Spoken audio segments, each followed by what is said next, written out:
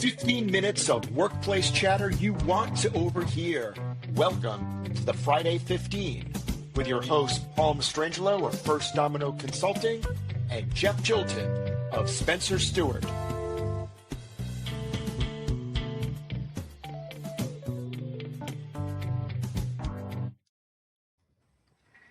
Hey, Jeff, how you doing? Doing well. Jeff, I was thinking we haven't gone out to eat together in a long time. What do you say? You want to hit a restaurant after? It sounds great. I'm starving. Okay, good. In that case, we're going to go to this place called Joe's, and we're going to have some buffalo wings and also this crispy broccoli that they do. And I was thinking we would just share plates. You wouldn't get your own thing, I wouldn't get my thing. That's the way I see the whole thing rolling out. Oh, and by the way, I think they have a local beer that I think you'd be interested in. It's a sour beer, and I know you're just going to love a sour beer. What do you think? Uh, I, I, what? Do I have to? Yes. You see, Jeff, that's the way some leaders want to treat workplace change. Once the employees are on board towards an idea, maybe, and we both looked at some research on this. I think something like 68% of employees are on board with some sort of change effort. Like, yeah, we'd like to see improvements. And then for some reason, it all falls apart. So I'm going to throw what I think are three categories of where things go wrong. I'll throw them at you. First, I think, as we were just role playing, when change feels coerced, right? As soon as I, the leader, am going to basically tell you what you're going to do, that doesn't feel very inviting. The second bucket, I think, is when change threatens social identity.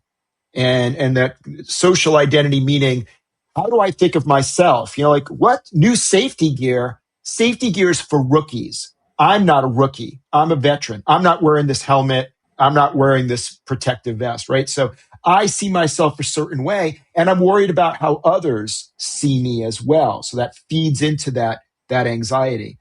And then the third one, when change expectations outpace the preparation.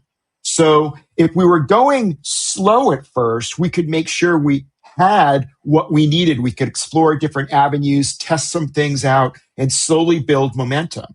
But a lot of times there are deadlines and there's urgency because leaders want to show that they're indeed leading. And so once again, they take control and it all falls apart.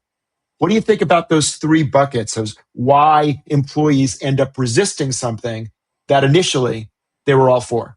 Yeah, I think they're all obviously really good reasons and examples. I'm starting a little struck on the last one because I almost wonder if that's almost like an anxiety that the leaders themselves have, like this hurry up and this almost panic. And I how many times have people complained about like the whole hurry up and wait mentality of change that happens, and just if we could be much more planful or feel like it's just going at the right rhythm and get things right the first time around. So I definitely feel that comes around a lot where just people feel like it's jammed down their throat.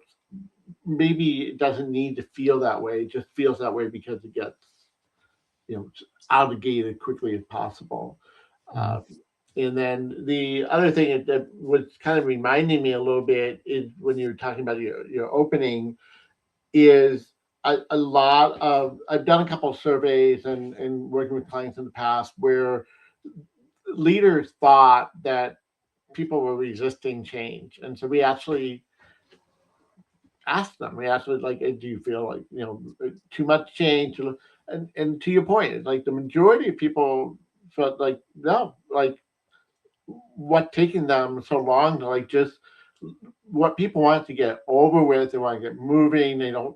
They did not like the fact that it felt like in another way like it just wasn't um crafted in a way that it was going to really happen in a meaningful way, right? So it just sort of meandered. So on one hand, it feels really rushed, but on the other hand, sometimes it just feels like it meanders and it never ends. And so then that people feel exhausted by it, not energized by it. Right, right. Yeah, there's something that struck me about um, when there's research that was done on behavioral health. So things like smoking cessation or um, drug use rehabilitation, alcoholism. Right, in those situations, it's I'm not naming names, Jeff. It's Okay. Just, no, just uh, an example. just examples. Okay, that's fine. Um, but what happens is those are like if I say, all right, I want to stop drinking or I want to, exercise more, I think I'm going to be very open to what some coach or some leader tells me to do. All right, here we go. Okay, good. But I think the difference in the workplace setting is many times the employees have been there 5, 10, 15 years, or may have more experience than perhaps a younger leader, even. And so they're saying, why?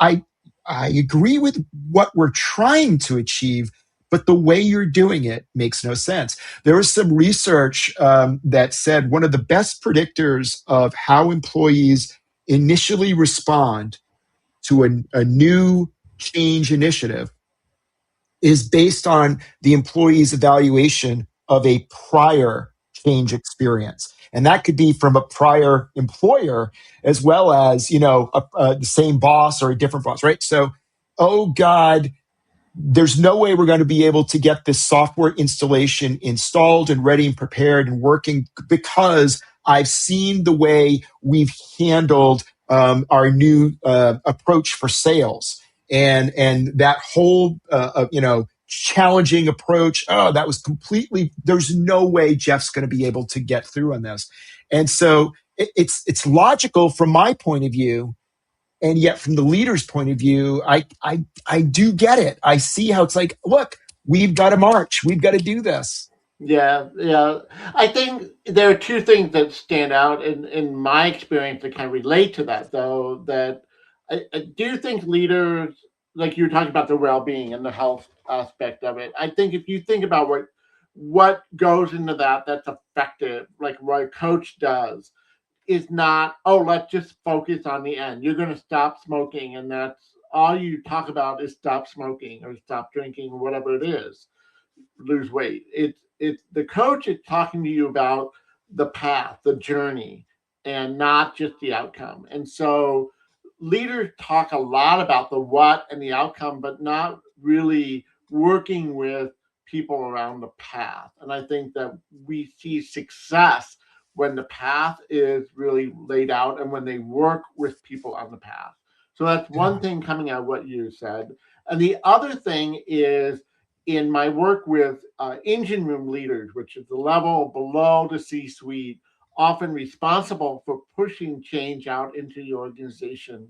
One of their biggest frustrations is that leaders do not listen to them before the change initiative starts. And so, Paul, Paul, What? I'm sorry, uh, I wasn't listening. yeah, clearly, the leaders do not take the time to listen first, right? So as a result, they miss, to that point, all this information and knowledge and insight that could be brought to bear ahead of time to Yeah. make that change successful. And these engine room leaders know what the obstacles are. They know what hasn't worked in the past, or they know what resources are being shortchanged right now, and so they want. No one wants to see things fail. Like that, just Right. very few people. I guess some demented person, but for the most part, most people in the organization want to see success because that's our livelihood, that's our well-being as well. So there's no resistance there. It's more a reality test. And are you going to make this hard for me, or are you going to work with me and let's take this journey together? And I think leaders sometimes go in with ready to fight as opposed to Yeah. ready to listen and ready to work and plan together. Yeah, I'm right there with you. You know what? Let me float this by you too. I sometimes think that the concept of resistance is used as a crutch. So you're my boss, right? Like, all right, Paul, I expect you to put together some plan. All right, so I'm doing this, I'm doing that, and I'm presenting the plan to you, and like, yep, all right, go ahead, execute. And I start to do things, and of course, the whole thing just falls flat for all the reasons that we were just talking about. And I can go back to you and say, I had everything lined up. It was going to have a timeline. We had evaluation metrics. I told them exactly what to do and by when. They resist it. And it's like that's the perfect excuse because it's not me. The problem is them. And here's the funny thing. I wonder if you're my boss, would say, oh, yeah, because from what I'm reading, people don't like to change. What are we going to do? And it's just a self fulfilling prophecy Yeah, at multiple layers. multiple levels of blame the victim, and maybe that's a little bit of change resistance by leaders themselves, right? They kind of use that as an excuse.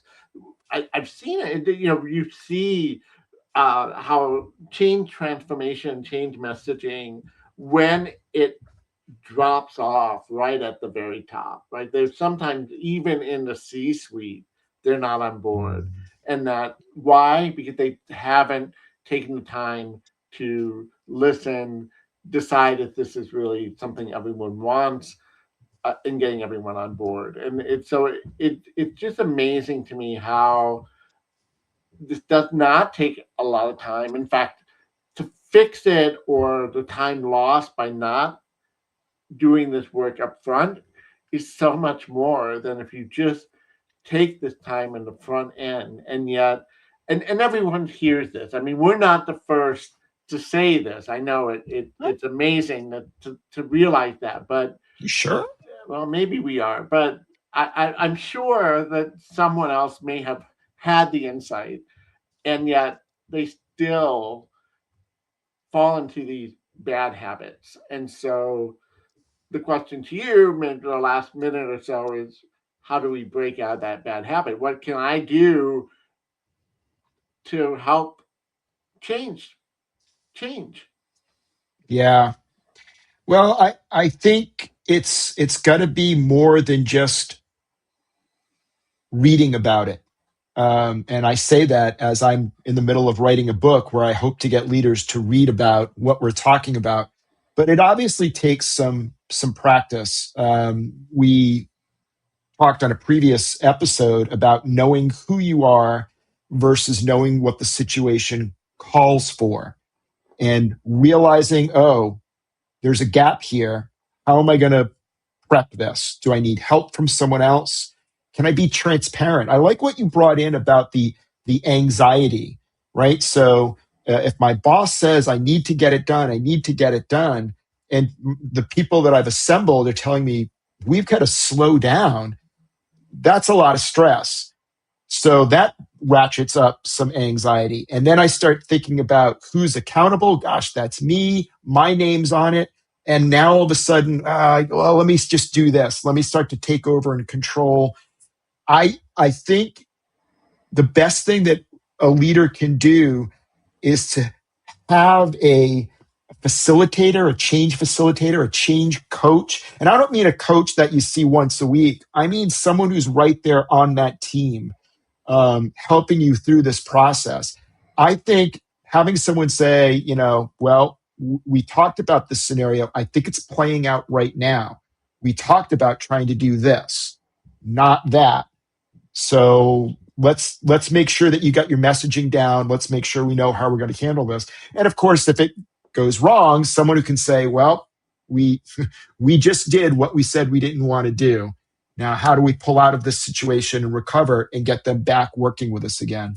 Yeah, and very briefly, like that last thing is where I feel like we need more gate checks along the way. We're so afraid to put in real gate checks and just simple behavior check-ins that if we did that, we would know we're getting off track and we can course correct and get things back on track the right way. And that's true for any kind of change, whether it's just behavioral change of leaders or a major transformation in the organization. So